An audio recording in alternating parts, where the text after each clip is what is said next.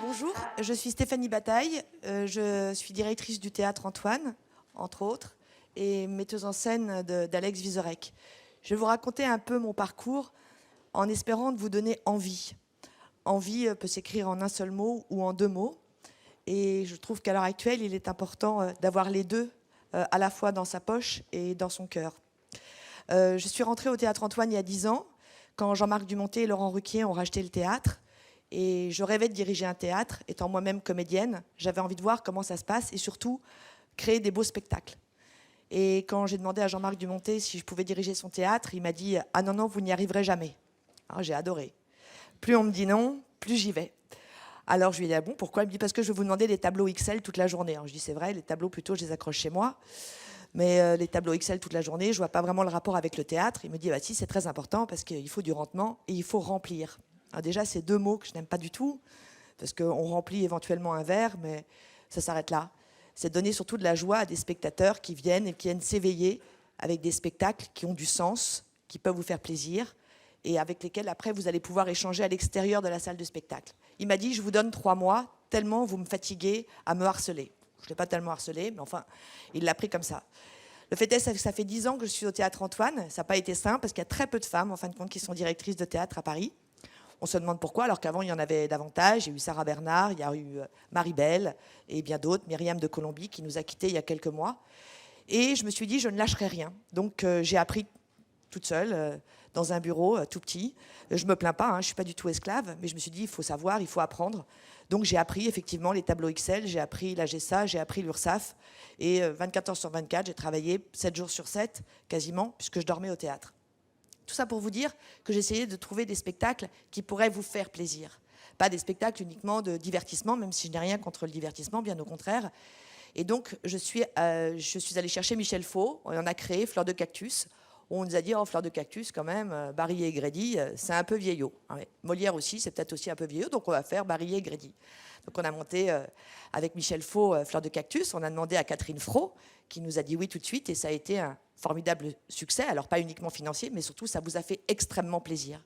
Et la joie de vous entendre rire, de vous gondoler ou de vous plier en deux sur un fauteuil, je vous assure que de vous voir quand je rentre dans la salle, tout à fait discrètement, et vous voir vous balancer comme ça, c'est absolument extraordinaire. Ensuite, il y a eu une autre expérience géniale, c'est qu'il y a un spectacle qui s'est arrêté plus tôt que prévu, et Jean-Marc Dumontet m'a dit, dépêchez-vous, il faut vraiment retrouver un spectacle très rapidement, sinon on loue la salle. Ça, j'adore prêter, mais pourquoi louer la salle? Un spectacle que je ne connais pas, un spectacle déjà monté. Ah non, non, il faut que je trouve quelque chose. Il m'a dit, vous avez 24 heures. Ouais. Et je ne sais pas pourquoi, j'ai appelé Édouard Baird, et je lui ai dit, Édouard, il faut que tu me sauves. Il m'a dit, dans quel domaine? Je dis, pas mal de domaines, mais un, là, tout particulièrement, c'est qu'il faudrait que tu sois sur la scène du Théâtre Antoine dans 1 mois. Il me dit, non, mais tu rigoles, j'ai rien, là, moi. J'ai rien du tout. Je suis en train de préparer mon film, j'ai rien. Je dis, écoute, j'arrive. Il me dit, oui, si tu veux, tu peux arriver, mais enfin, il ne se passera rien. Moi, je dis, non, peut-être qu'il ne se passera rien, mais il se passera peut-être quelque chose. Je vous dis ça dans le sens de, il ne faut jamais lâcher. C'est très important. Donc, pendant une demi-heure, il me parle de lui, il me parle des textes qu'il vient de lire. Mais je lui dis, tu sais, je suis quand même venue parce qu'il y a un spectacle qu'il faut absolument que je propose dans 18 heures, là. Il m'a dit, j'ai rien. Ben, je dis, écoute, viens au Théâtre Antoine et puis on va y penser. Il est venu au Théâtre Antoine, il s'est promené dans les couloirs du Théâtre Antoine, à l'orchestre, puis il est monté sur la scène. Il me dit, écoute, j'ai rien, mais je peux te dire oui si tu veux, mais je ne te garantis pas le résultat. Il faudrait que je dorme ici, que tu me fasses à manger, et on va l'écrire, on va demander à Isabelle Nanty, on va demander à des gens avec un dictaphone, je vais enregistrer le spectacle, puis on va le faire comme ça. J'ai dit, ok, super, pourquoi pas? J'ai rien où je peux tout avoir. Je me dis, je vais tout avoir.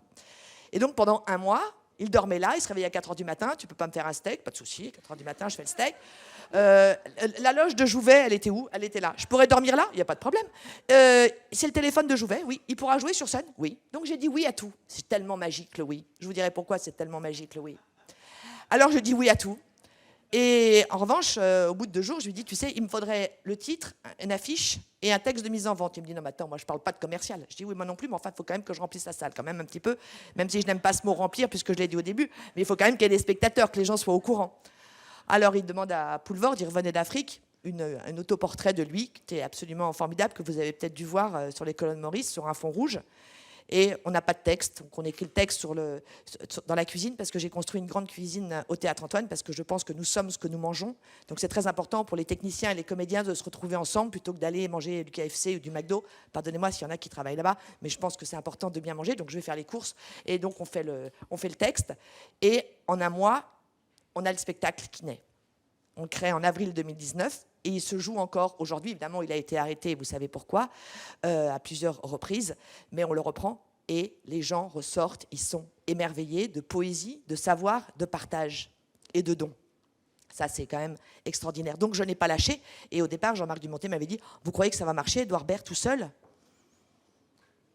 Je ne m'étais pas posé la question. Oui, je pense que oui, ça va marcher. Et donc, ça a très bien marché. Un autre spectacle aussi, qui était un peu compliqué à monter, mais avec une volonté absolument incroyable, c'était la volonté de Christiana Reali, qui, il y a un an, dit « J'aimerais jouer Simone Veil. » Oui, oui, oui, pourquoi pas, oui. Et elle a le texte de Simone Veil, qui s'appelle « Une vie ». Et c'est vrai que tous les soirs, quand elle monte sur scène et qu'elle incarne Simone Veil, elle est Simone Veil. C'est pour vous dire qu'au théâtre, tout est possible. Sur ce carré magique, tout est possible. C'est donner cette possibilité de dire oui, cette possibilité de pouvoir s'exprimer et de faire de la beauté. Je pense que c'est la beauté qui sauvera le monde, le don, l'envie, bien sûr, et le dépassement de soi. Surtout dans cette période où aujourd'hui, on nous interdit les choses et où il faut essayer de les dépasser, sans être complètement désobéissant surtout, mais avoir évidemment un respect des autres et avant tout de soi-même, mais de pouvoir se dépasser. Voilà, donc je reprends cette citation de Camus que j'aime beaucoup, « Créer, c'est vivre de foi ». Alors je vous dis, créez, créons, et merci beaucoup.